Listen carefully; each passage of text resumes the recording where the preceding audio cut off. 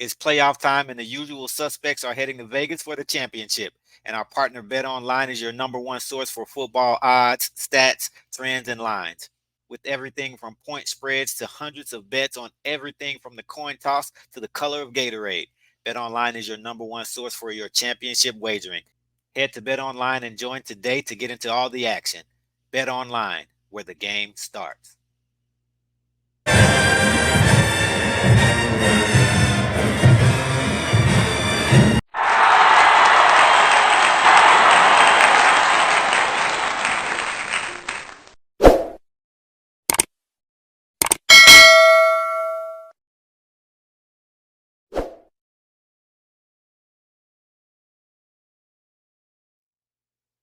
Tiger fans, welcome back to another episode of Tiger Talk with the 1400 Club. I am the Corey C. Make sure you subscribe to the podcast so that you don't miss a single episode. We're everywhere that you find podcasts, whether it be the Apple Podcast app, Spotify, YouTube, you name it. So be sure to follow the show and tell every Tiger that you know. And of course, when you support Tiger Talk with 1400 Club, it all helps the cause, which is the I Love Jackson State University. And we're back with a special guest, former JSU football player, and he has a lot going on right now. He's looking to make a name for himself. He's looking to catch the attention, catch the eyes of some professional scouts and some pro teams. So we want to bring him on finally, have him talk all about it. JumpBall George McCorley. Yeah. Finally, man, welcome to Tiger Talk with the 1400 Club. Yeah, thank you for having me, man. I really appreciate you. Absolutely, man. We've always wanted to have you on. You know, we show all our Tigers love, but for me, it was one thing I want to go ahead and get out of the way right now. I've always wanted to ask you this. So I'm going to start off. You already know, man. JumpBall. Let's hear it, man. That nickname. First of all, I love it. It's like the perfect nickname. It can cover multiple sports. But tell me now, how'd you get the nickname and talk about it? So it's not self-proclaimed. Okay.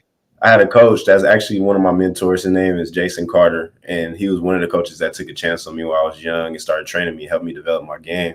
So we was at a 7-on-7 tournament, like around the end of my junior year, going to my senior season, and he calls this play up, and I'm lined up on the outside, and it's like an inside wheel route from the outside.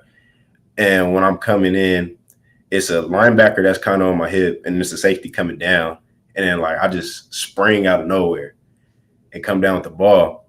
And he was like, man, he was okay. He was like, that was a good play right there. Around that time, that song by Drake came out, that Jumpman. Okay. Up to something.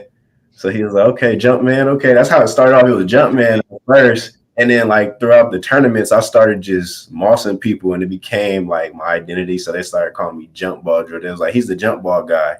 So that's when it became JumpBall George. So it's stuck. Okay. It's so fitting, man. I love the name. And I didn't know. I figured you got it from football, but it could be a basketball name as well. So athletic guy like yourself, what all sports did you play? We know football. I played football. I played basketball. I come from a basketball family. Like all my brothers, I got tons of brothers. They all play basketball. They all hoop. Only ones that really play football is me and my younger brother. And then I played volleyball. So I'm from Southern California. So we have males volleyball. And I didn't want to play, but you didn't want to play volleyball? I did it. Okay. It's a girl sport, but we had these captains. My captains I was real cool with in my sophomore year of high school. And it was one of them things, like my head coach, David Dunn, shout out to Coach Dunn. He's also like he's like a father figure in my life too. I'm real close. And his son is Dalen Dunn, who played at Jackson. Wow. So yeah, Coach Dunn. He chased me down during the off season, and he was like, he had a rule: you had to play multiple sports. It was his way of keeping us out of trouble. Okay. Wow, so you could stay busy during the off season, or join a club if you wasn't going to play any sports, like be in chess club or something. So he asked me what was my third sport I was playing, and I was like, I don't know, I'm about to chill. And he was like, that's the wrong answer. He was like, you either run track or play volleyball. And our AD wanted me to play volleyball. Wow, so you picked volleyball over track. That's interesting. They chased me down, man, for a while. Like I kept saying no. He got our captains to talk me into it though. So it was real cool. And they showed me the ropes, and I was just riding with those guys the whole time. And we actually, so CIF is the championship. We went to CIF my first year. Yeah, we lost, but we went to CIF my first year of volleyball. So it was pretty dope, man. I had a great time. So you caught on to volleyball. Were you pretty good? Were you decent, just okay, or? They used to, I don't know, it probably was illegal, but they used to just only have me play the front line. So I played from left to middle to right, then they subbed me out. I wouldn't go into the back line because I couldn't really play like that. So yeah, Right. And what about on the court, man? How nice were you on the basketball court? I was decent. I ain't gonna lie. I'm not even the best basketball player in my family. I was. It's funny.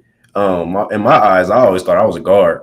So Right. like my favorite basketball players is Kobe, Allen Iverson. So I thought I had handles on me, and at that Yeah. time, I was taking like I was loving Kyrie Irving's game as Yeah. well. So I The was bag. like, It's the mixed bag. yeah, I thought I had a bag, but no, they had me from the wing to the block. I could barely shoot anything mid range. That was me, and like. It's funny, like the only thing I do left-handed is play basketball. So everybody was like, oh, "He's a lefty. He's going to be nice." Nah, man, Wow. I was like, shout out to Draymond Green, but I was like a Draymond Green. I just was the Okay. hustle player for real. I got my buckets in the paint here and there, but I was snagging boards and I was, what I'm saying, setting screens and making sure my guards eat. So yeah, Right. I was So you bad. picked. So it's safe to say you picked the right sport, right? With the right sport. Absolutely. Yeah. And coming from where you coming from, I know you want to talk about it. I know you're proud, man. San Diego, man, that's a hotbed, man. We talk about traditionally when you talk about football talent, even your high school, and I'll let you tell it, but a lot of running backs specifically, but again, a lot of great players. So throw out some names, man. Some guys who came from your high school and then San Diego in general. Okay, so Southeast San Diego is the inner city, San Diego, California. I went to Lincoln High School, and that's the home of Hall of Famer Marcus Allen and Terrell Davis, two Mm, big time guys. And we had a lot of guys that actually came out of Lincoln and played on the highest level. But those two guys right there, man, it's a blessing to come from a school like that, because instantly when people see that your school had two Hall of Famers, they're like, oh man, they must have some good players there. right. Like, and we actually had a ton of great players, and then throughout the years we've been actually winning a lot more. Like last season, either last season or season before, they was ranked number 3 in California under Saint Man, that's huge. Woo. Don In John. the state? Yep, under Wow. Bosco, hey, which is Yeah. crazy. Yeah. Yeah. When I played there, we were never that nice. We was good, but we wasn't that nice. So them kids is doing their thing up there, man. Shout out to all my little bros at Lincoln. They going crazy. I train with them in the off season too. It's one of them things where I go work out. They're always there, so I chop it up with them. They tell me how everything's going and whatnot. So yeah, I Wow. love it, man. Yeah, man, a lot of talent, man, coming out there. Rashawn Salam, not your high school, but San Antonio. I'm San Yeah, Antonio, San Diego. Ricky Williams, Reggie Bush. The list goes on and on. So they call it what, Heisman City or something like Heisman that. City, man. Yeah, Heisman yeah, City. Some absolutely, guys. absolutely. Any guys that you played against in high school that are notable that went on maybe to play college football that we may know of, or even NFL? Yeah, so Devin Lloyd that played linebacker at the University of Utah, and then now he's playing for Jacksonville Jaguars. That's one of my cool friends. Rashid Shaheed that played for the Saints. Okay. Got to play against them guys. Got to play against Kyle Phillips. He plays for the Titans. He played receiver. Wow. Like, so yeah, we played against some guys, man. Some competition. There's some names I'm probably leaving out, but there's a lot of guys that California is big and Yeah. it's a lot of talent everywhere. Yeah. So I ran into a lot of guys that's actually playing on the highest level, and it's funny because I actually see them in the off season. I see these guys in the off season. I get to train with them, hang out That's with them. awesome. Wow. Yeah, Man, that's huge to know those guys and work with them and train with them. So I know week in and week out, man. In high school, you were going up against it. So to be going on to college, obviously you were prepared because you already faced top notch competition. So when it was time to go on to college, of course, you started out at Portland State, right? yes, sir. Okay, so talk about that. Talk about why you chose Portland State, and definitely want to hear about your time there. So towards the end of my recruiting process, I was getting a little frustrated. Didn't know where I wanted to go. Was talking to a couple schools, but the only one that was taking me serious at the time was Utah Tech, which is now, I mean, it was Dixie State at the time, but now it's Utah Tech. That's what they call themselves now. So um, I was leaning to go there, but then at one point in time, because I also played safety too, so I had a lot of schools reaching out for me to play safety. So San Jose was one of those schools. It was a ton of schools, so I didn't know if I was going to play offense or defense. But then, as I prayed on it, I got to the part of my process, and I was a stubborn kid too. I had a lot of coaches that told me that they believed that I would be better on the defensive side of the ball because of my size, and I was like, Right. man, you can make a lot of money on that side. I wasn't trying to hear that. So I was like, no, I'm playing receiver. Like that was my mindset. I mean, it's not a good mindset to have, but I knew what I wanted to do. I wanted to play offense. I like scoring touchdowns. So towards the end of the process, I knew a couple people that went to Portland State. They reached out. And then I ain't hear nothing from them for like 3 months, and then out of nowhere they popped back up out the blue.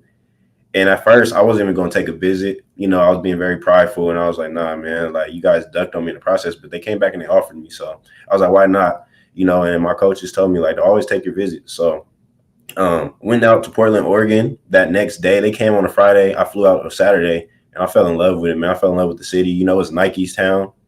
It's where Nike originated. So like, it's a beautiful city, man. It's one of the best I ever been to in the Northwest. And that's from there, man. You know, I was real close with the coach that recruited me there. He was from my area, so I was like, yeah, if you're gonna be here now, I'm definitely coming. It's, you know what I'm saying. I was amazed when I got out there. I've seen a lot, and being a kid that just never really got out of his city, you know, it does something to you. So it showed me that, yeah, you know what I'm saying, the world is bigger and there's so much you could explore and you get to see on your own. Why not go for it, you know? So that's exactly what I did. When I chose Portland State, I was like, well, man, if they taking a chance on me, they want me to play receiver, I'm gonna go here. And you know, it was some of the best 4 years of my life, man. I made a lot of relationships, had a lot of bonds with people, man, and some of my closest friends came from there. And I was the things that I was taught from the older guys up there, because it was all love when I got there. And, you know, you always got to earn your respect. You know, Absolutely. I came in. I mean, I always was a humble kid, but I came in thinking I should have played right away. Of course. Had a lot of older guys tell me like, man, wait your turn. You got so much to give in this game, man. You're a real good kid. You have a crazy work ethic. Stay at it. And thank God I redshirted and I listened to my big homies, because we was 0-12 that year. It was terrible. Mhm, mhm. But you know, it worked out, man. Like, so a big name that a lot of people know from Portland State is Anthony Adams. That was my roommate. You Okay. know? So I got to compete with. He played corner, man. So I got the best of both worlds. Like, you know, Absolutely. man, Wow. going against him on a day to day, it was a blessing, man. And that's my boy, man. I love Ant to death. He taught me a lot, you know what I'm saying? And he wasn't the only one. There was a lot of guys that played on that highest level on the defense side of the ball and actually made it to the NFL. You know what I'm saying? That I had on that team. So yeah, I was grateful to be there. Absolutely. So sounds like you had a great time there at Portland State. I do know that you had some adversity from a medical standpoint Yes, there as sir. well. So is that something you can share or care to talk about? Yes, sir. So I think it was the year of 2020 going into 2021. So it was right after that COVID season. We didn't have a COVID season. So we just all trained. After that, going into that season, it was my junior year of football. It was supposed to be a big year for me. I came back. I actually came back like 15 pounds bigger. I got bigger, faster, stronger. Like, I was training my butt off, man. So I was ready for this moment. And during the Christmas party, I caught COVID. And we had a rule. Basically, if you caught COVID and you showed symptoms, I showed symptoms the first few days. It was like, well, you go in, go get your test, take an EKG. I didn't know what an EKG was at the time, so I had symptoms. I shared it with the staff because I was worried about the rest of my teammates. I didn't want to give nobody COVID, and then took the EKG and it came back abnormal. Wow. So nobody knew what that meant. Like I said, it was a scary time for everybody. And the first thing everybody assumed was something's wrong with your heart. So you got to go further Mhm. testing and see.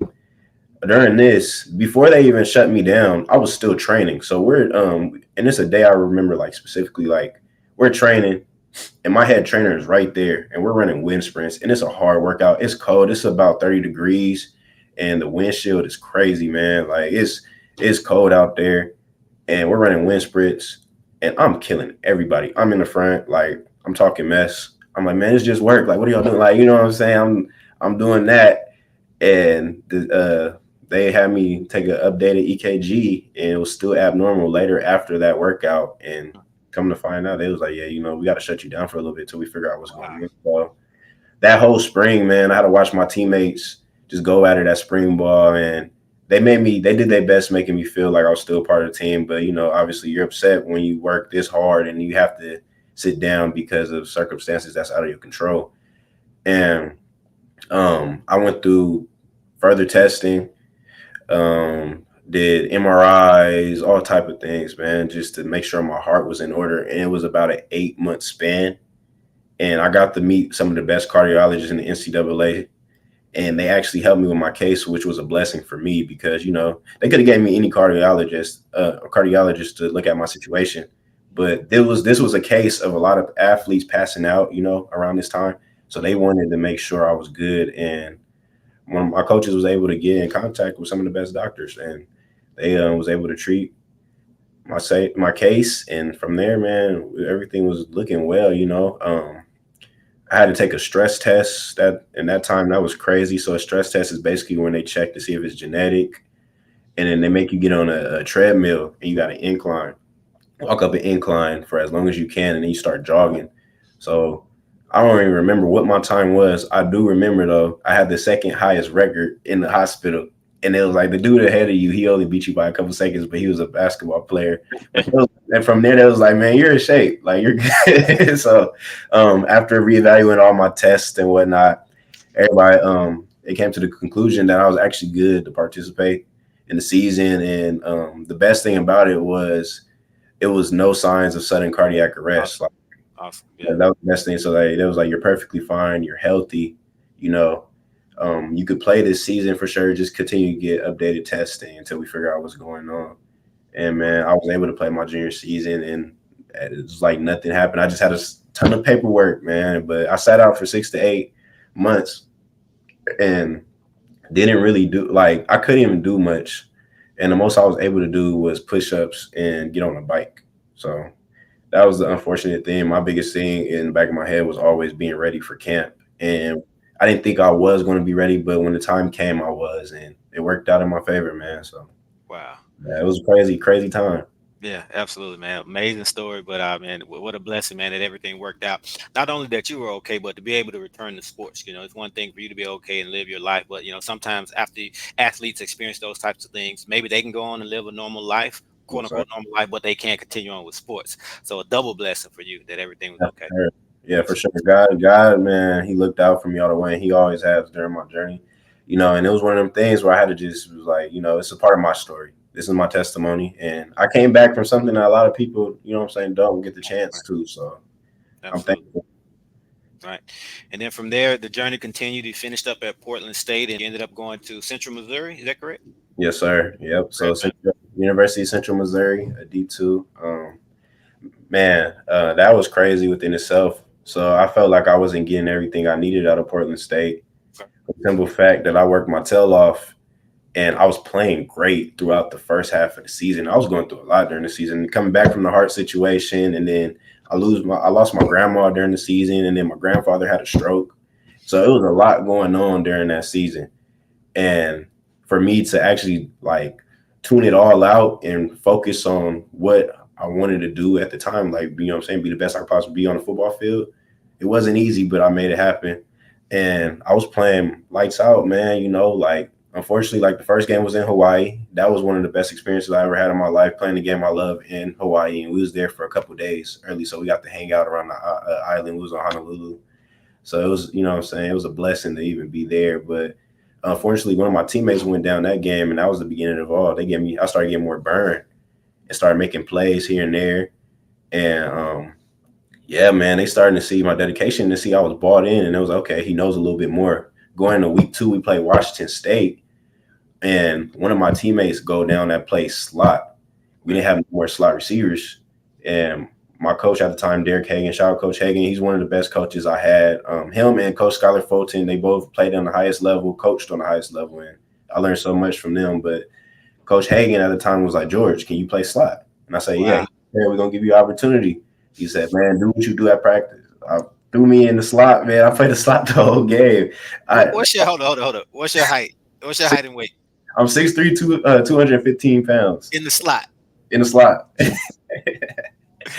Yeah, man. Like at first I thought, oh, they was gonna have me out there just blocking some linebackers. No, I was out there running out routes, running flats. Like I was really in the slot in the mix, getting open too, man. It was a different look from my quarterback, so it threw him off a little bit. He was Mhm. like, I'm getting open. He didn't expect me to get open. I'm doing my thing. I'm having fun. But yeah, man.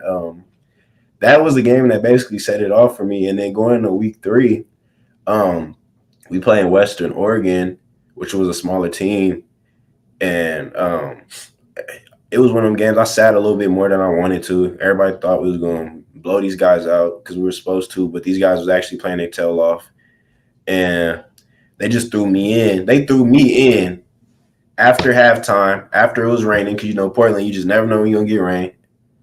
And they threw me in after halftime, after it was raining. So I took off my gloves. My confidence is like, man, like it shook a little bit. I'm like, come on, bro. Like your first play, you have to catch it because it's pouring. and my first route was a slant route, and it's on coverage. And so I run the slant, catch it with, you know what I'm saying, catch it, no gloves, like, and it wasn't nobody catching nothing, straight hands, man. And and from there they started feeding me a little bit more, and then I made a one of my best plays in my career. I snagged the ball over like three guys running the seam, and that was the game. Wow. Like, okay, yeah, we could trust Wow. this guy. So from there, what I'm saying, I got rolling, but towards the back end of the season, we started losing a little bit more. Coaches want to go with personnel changes, and you can't argue with that. They're trying to figure out what's right and what they want to do. You know what I'm saying? That's going to help us get to the playoffs. So, what I'm saying? I just chalked it up to what it was and just stayed ready for whenever, what I'm saying, I got in. And I wasn't getting much love getting the ball that much, but, I was in there making key plays and helping my teammates out, doing what I do on special teams, making plays on special teams, and you know what I'm saying, it was all for the greater purpose. But yeah, man, I took off. I decided to hit the portal after that season. I was like, I could go in the offense and be the guy. I had the confidence to do it, and when I got in the portal, talked to a million schools. Okay. Wanted to come to the SWAC, but that's a different story. I talked to Dalen and then my boy Herman Smith, who played Okay. at the state. Okay. Wanted to come to the SWAC.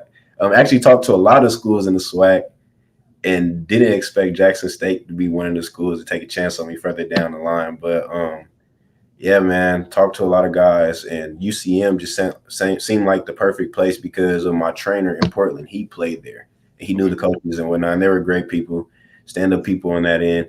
It was a smaller school, but everybody was like, "Man, you go in there, run it up, and get out." So when I got to UCM, I had to sit down because of the whole heart situation. It didn't reoccur. It's just that it was a smaller school, and they never had a situation like that. So it was a liability thing. They couldn't even risk Wow. it. So man, I Wow. sat when I got to UCM Okay. that first year. Yeah. So what was that like sitting, man? I mean, you couldn't practice? Did you travel? Like what was or you just a student? No, so shout out to those coaches over there, man. They actually gave me an opportunity to still be a part of the team. So their biggest thing is doing your 111. You know what I'm saying? They loved my character. They loved everything I stood for. They knew I was a great player. Obviously, nobody expected me to come back and play because it was something that was out of their control too. They couldn't do much about it. Like they was like, this guy is perfectly fine, Hmm. but and his paperwork says it. But at the They time, didn't want to risk it. yeah, they didn't want to risk it. And I understand that. So that led me to having to get reevaluated so I could end up getting cleared. But they made me a student assistant. Okay. So my coach at the time wanted me to be a real. He wanted me to become a coach. He liked everything I stood for and was like, he was like, I want to groom you to become a coach. I believe you could be a real good coach in this game. And I was all for it at the time. But then as I started to see more and more that the coaches had to do on a daily basis, like being in the office, and it's a commitment to them. I see everything they do and I respect everything they do. But for me, I was like, nah, man, like, I don't know if I want to be a college football coach this young, Yeah. like Yeah, not this. eventually, but just not right now. And so I helped out, I was able to help out on the offense side of the ball, cut up cards because we had wristbands at the time, help with play calls, had play sheets, help coach up the receiver room. You know what I'm saying? Bringing a younger, kind of like being a younger guy, bringing a different type of approach. You know what I'm saying? As a coach would say, like a fresh approach to them and just teaching them more. Um, Help my DFO. My DFO, Coach D, one of the best in the world, man. I love Coach D to death, but I helped Coach D out, man, and was doing like setting up huddle, doing film breakdown, doing replay, all type of stuff, giving the guys breakfast in the morning. I was up at like 5 a.m. doing all type of stuff, setting up tents for the game, like doing crazy Wow. stuff, but getting my feet wet, learning different avenues within the game. And it was a pretty cool experience because it showed me like even if I wanted to do something outside of football, I could find myself more well inside the game, but not being physically available. Right. Right. I could become more valuable to a team, you know what I'm saying? Still by just doing those little things and just being me. So yeah, it was weird at first, but honestly, I enjoyed the process and I enjoyed the people that I met, and I enjoyed being able to learn under those guys like Coach D. He taught me a lot, So Hmm. yeah, it was a different process though for sure. Right. Right. All right. So your time at UCM came to an end and back in the portal. So this time around, Jackson State back in the picture. How we get back into the picture? Because at this point, I think Herman and Dalen either had already left or were in the process of leaving. So how did that all kind of play out? They was on their way out. So I was at the end of that season at UCM. I went to go get reevaluated, and this is crazy. This whole process was crazy. So I had to take the same test that I took when I was at Portland State again, just so they could make sure that everything was all good. At this time, I haven't talked to the doctor that cleared me in like over a year. So I emailed him and we was chopping it up. And he was like, honestly, if you want this to all be done and you don't want to have to deal with this, you have to go see Dr. Dresner. Dresner is considered one of the best cardiologists in NCAA, and his resume speaks for itself. He's over there in Seattle in UW Medical at the University of Washington, and he got me in contact with him. I emailed him, so we set something up. One of my best friends that from Portland State, his name is Emmanuel Dagby. He lives in Seattle, and Seattle is one of my favorite cities. You know, it was 3 hours away from Portland, so I was always back and forth. So in my eyes, I'm like, oh yeah, a trip to Seattle. I get to go out there, go hang out with my boy, you know, whatnot. So, I mean, obviously keeping business, I got to get cleared. But I went out to Seattle, trained out there for a couple of days, met with him, met with one of my coaches, Coach Fulton, that I mentioned earlier, and just enjoyed myself out there. And we went to UW. Emmanuel dropped me off. I went in and go talk to Dresner, and he reevaluated my case, had me take more tests, and was the one that told me I was good to play. He was like, I understand why your situation was the way it was, but trust me, we're gonna get you cleared to play. Your test is coming out good. You know, you have to take another MRI. Boom. So I was like, okay, cool. Um, did all that, went home, went back to San Diego, see my peoples for a little bit, and then started training. Because at this time, remember after the season, like I couldn't really do much, and I wasn't training. I knew I was gonna get clear, but I wasn't training just to be safe. I wanted them to reevaluate my heart in the form of me just not, because they have a thing called athlete's heart, and it's like if you over condition yourself, it's like the heart is a muscle. So when you over condition, it kind of takes the form of, you know what I'm saying, of a muscle. Like to make it make sense, like when you lift more, you get bigger. When you run a lot, your heart will get bigger. That's how they explain it to me, Okay. right? You know, so I was like, okay, I'm gonna just have to sit it down for a little bit. So I did, sat it down for a little bit, wait till after season, did all that, went home, started training again. So I shed about 20 pounds, just training back home, getting back to it, and then went back to school. Told them my plan, I was gonna get cleared. Everybody was like, okay, we got you back, you know. And I ended up going back to San Diego to take the MRI. And the day when I went to go take the MRI, it was 2 days before the Super Bowl. And this is the Super Bowl, and it was in Arizona, and it was Kansas City versus Philly. Okay. Everybody, I was staying pretty much in Kansas City, so I flew out of KC, and before I even flew out, like when I got on the flight, it was something wrong with the front tire. So we had a bunch of mad KC fans because they all going to Arizona for the Super Bowl. So it was something wrong with the flat tire. They, you know, so I got a delay. My MRI test is tomorrow, and I have to be home by like 3 p.m. in order to get cleared. And so now I'm panicking because it's delayed, and it's like, okay, well, we can't fly out till tomorrow morning, but Wow. you're not gonna get to San Diego until like 5 p.m. So I instantly called my mom, and I was like, Mom, please work your magic. Call this lady and let her know I'm going to get here late. And it was something like the specialist that flew into San Diego. She was only going to be there for a day or so. So it was like I had to go see her that day, or I couldn't, you know what I'm saying, take my test for like another month out. So my mom called them up, told them my situation. At first, they wasn't budging, but then my mom was like, he can't control what's going on. You guys, please help him out. And by the grace of God, they gave me an extension to be there by like around 5, and which was pretty crazy because the next day my flight got delayed again. So now it went from me getting home around 3 to me actually being home around 4:35. You know what I'm saying? So yeah, I ended up making it though. Thank God, I ended up making it. Made it home. Got to the hospital. Got the MRI. Everything checked out well. Got back on the plane after hanging out with my family for a little bit. Went back to school and got cleared. They cleared me to play. So I participated in the spring at UCM, man, and I went crazy. Like after not playing ball for like a year and some change, I probably had one of the best spring balls of my life, man. So that's that's what led me to wanting to leave, hit the portal. You know, I just had a after having that good spring and just like revaluing my whole situation and just what I wanted to do with my career. I sat down and I prayed on it and I asked God, like, is it meant for me to be here? Was it meant for me to be here for just temporary moment, or what I'm saying, is there more in store for me? Can I, what I'm saying, can I just get back in this portal and get something bigger and then be put on a bigger platform? And it took me a while to run with, what I'm saying, my decision, but I ended up entering the portal. So yeah, when I hit the portal, Jackson State was one of the first few teams that reached back to me, and they were really interested in TC Taylor, like my tape. Shout out to Coach TC, man. I love Coach TC, but yeah, he loved my tape, and yeah, the rest was history. That's how I ended up here. I mean, I had some other schools that hit me up, like Western Kentucky, Maine, but once I got Jackson State, I wanted Jackson State for sure. Wow, wow, Yeah. man. So a big move, man, across the country to Mississippi. Talk about your experience in Mississippi at Jackson State. Let's start as a student. Just was the student life there here at Jackson State. Yeah, I love Jackson State. That's all I gotta say, man. I love Jackson State. I got here. A lot of great people from day one when I got here. My first day getting here, I was just because one of the coaches that was here, Coach Mitch, I'm actually real cool with him. Him and Coach Mario, they're like my big bros. So I'm real cool with them guys. And they took me, well, Coach Mitch, his family's from Mississippi. They took me to a barbecue somewhere in the middle of Jackson. So I got to Mhm. meet some locals. And when they found out I was a Jackson State football That was player, it.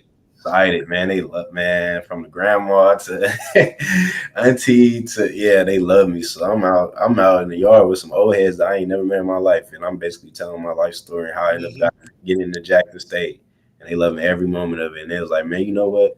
You neff now. Some old dude, he was like, Absolutely. That's you neff now. He was like, you gonna see me in the vet. You neff now. Just mhm. know. He said, we I here can now. believe You know it's me. So yeah, I love Jackson State, man. The people is great. This whole community is great, man, and it's just a blessing to be here for sure. Student life is fun, it's always some type of event going on campus. I'm me being kind of an older guy. I was able to pop out here and there, but I was always, saying in the house. At first, I didn't really want to partake in any of it. And then when my friends was like, man, you know what, you got to go check it out. Some of my teammates too, was like, you got to go check it out, bro. You going to an HBCU? it. Yeah, absolutely. Once in a lifetime experience. Go check out some of the events. So I was able to go to some of the events during homecoming and check everything out. And yeah, like I said, man, I love Jackson State, man. It's great. It's a Good. great environment to be in. And then talk about the experience, the black college football experience. 'Cause I know that's different from your Different. previous schools, and then even coming from the West Coast, something totally different. So, what's that experience like? Just being at the vet, the bands playing, and all that. Yeah, man. So the vet is electric for sure.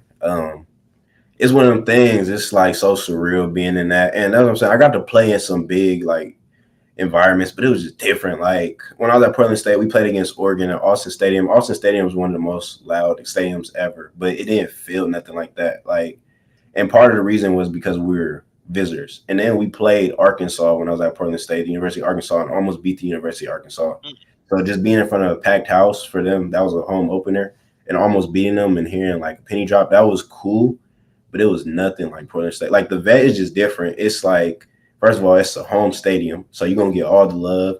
Second of all, it's just you smell that good food from the parking lot coming in on the field, and the boom. Shout out to the boom. I'm a big fan of the boom. The boom be going crazy, man. So it's experience like no other, man. I loved every moment of it, just being in that stadium and getting in front of our fans. Our fans are so dope. I love the passion behind it. I love how they ride for us no matter what. yeah. Man, we could be playing terrible and they still got our backs. So Mhm. man, it reminded me of Lincoln. That's how it was. Obviously, we didn't Okay. sell it out like Lincoln, but that's how it was. That's how the community was when I was at Lincoln High School. So, like I Okay. said, this was a great pick for me for sure, man. It just felt like I was home. Absolutely, absolutely. So, man, your college career finally comes to an end, but you're looking to move on to the next level. Coming up, you'll be showing off your skills at the 2024 National Scouting Combine. That's in Indiana. So, how'd that come about, and how'd you get the news?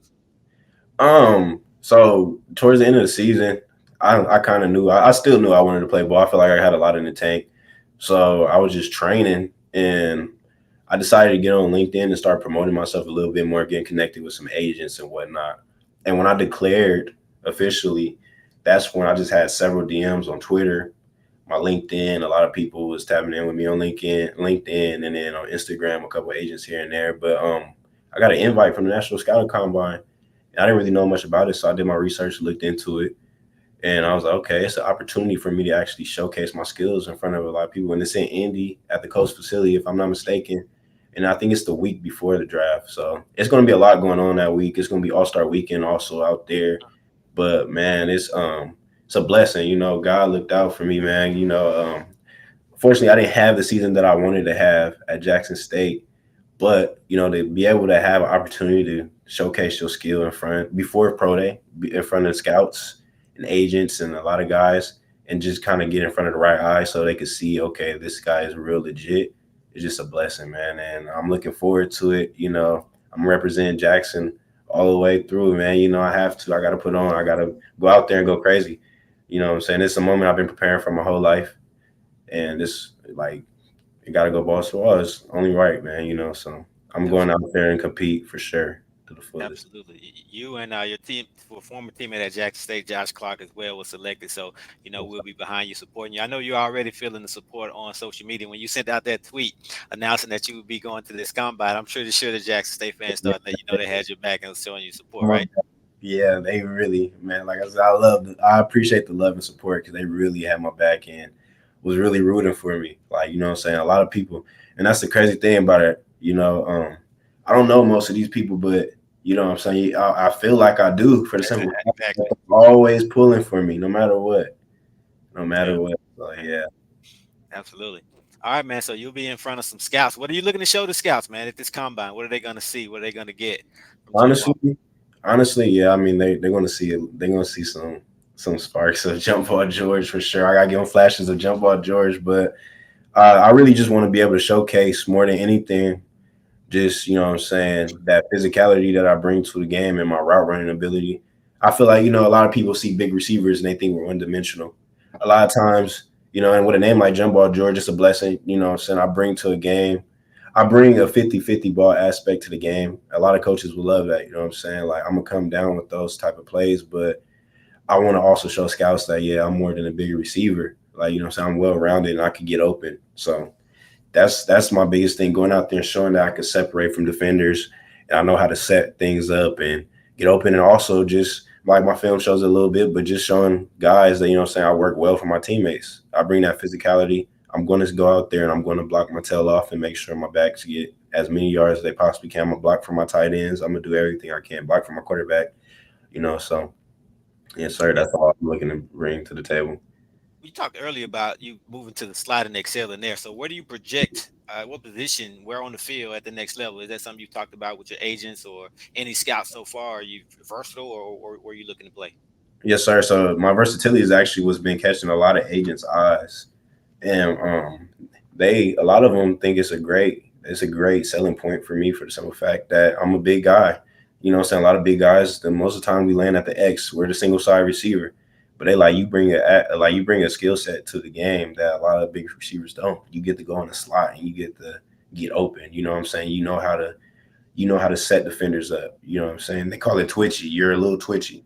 Hmm. So that's I think that's the main thing that I'm gonna showcase, like I said. But um at the scouting combine, I don't think they don't have me down for a specific situation, because I mean position, because they asked me what position I play, what two positions I play, and I just Right. put Two. receiver and slot. Okay. So I think the best thing I should do there is just let people know I'm not a tight end. You know what I'm saying? I'm not a tight end, but I could play inside. And then when we get those reps, start getting a lot of inside reps to kind of show guys, okay, he's a real deal. He can actually get open in here. Gotcha. You Gotcha. know, so What's that thing that's gonna surprise some scouts? That thing that they probably won't be expecting to see you do. Maybe if they look at your scouting report, it's not showing that you're good at this. Or maybe if they look at your strengths and weaknesses, it may say a weakness. But then when they see it, they're gonna say, "Wait a minute, that's not a weakness. He can get it done." speed, that's Okay, straight like speak. Okay, it's speed, man. And it has nothing to do with them knowing me personally. Like honestly, like it's just them seeing, like just knowing how for big receivers how we're perceived. Man, we're not perceived to be that fast. A lot of us could run, but it doesn't look like that. They don't think we can run, so we have to show that we can run, and that's my biggest thing. I've been able to train with some of the best. What I'm saying, during this process. Shout out to Coach Beef, helped me with the yeah, technique work and just getting stronger.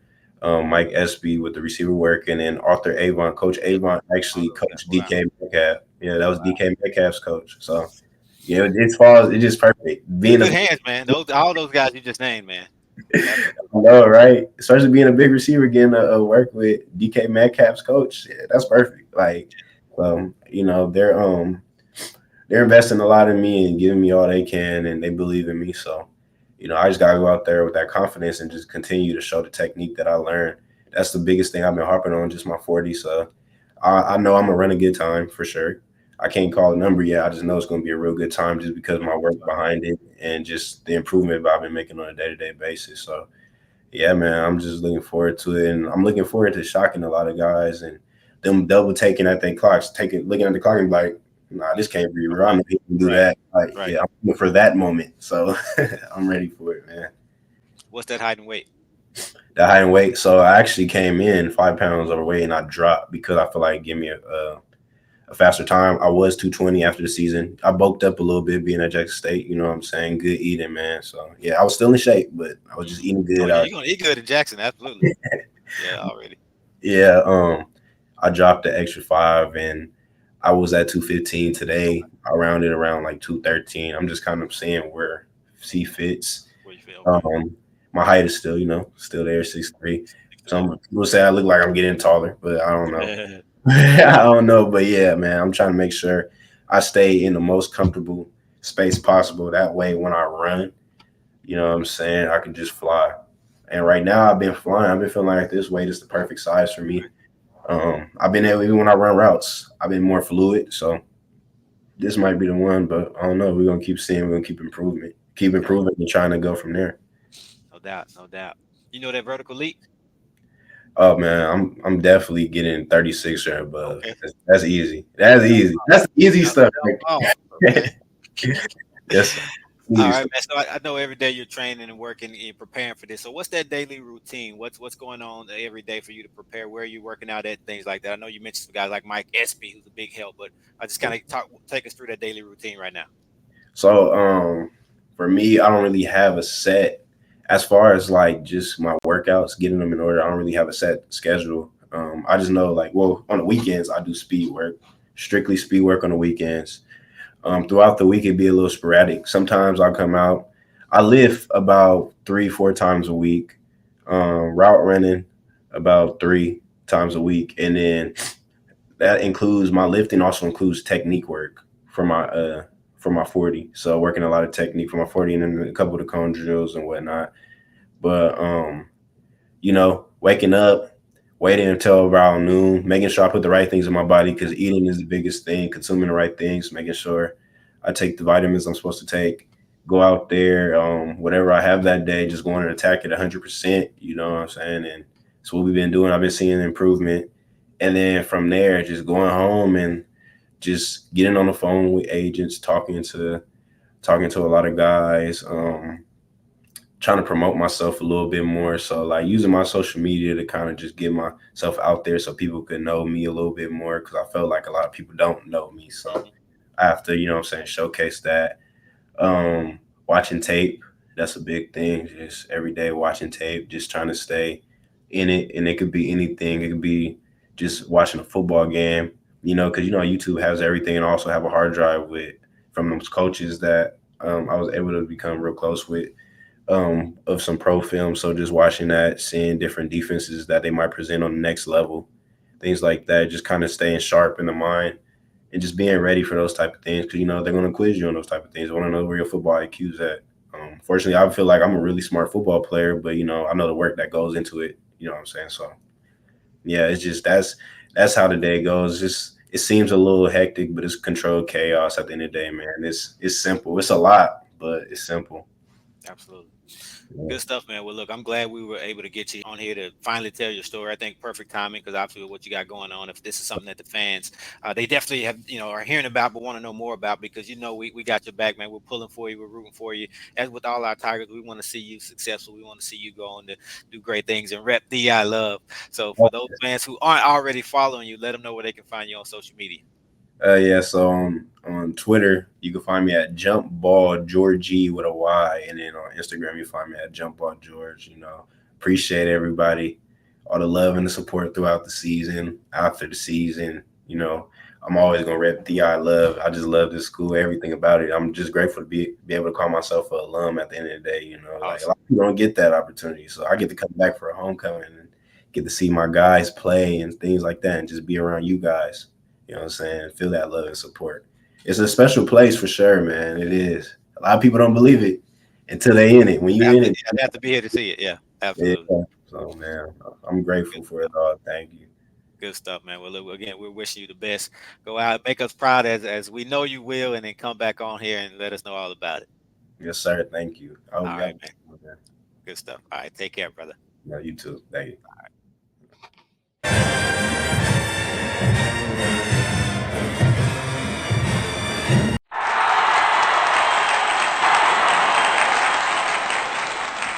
Tiger Talk with the 1400 Club is presented by Bet Online.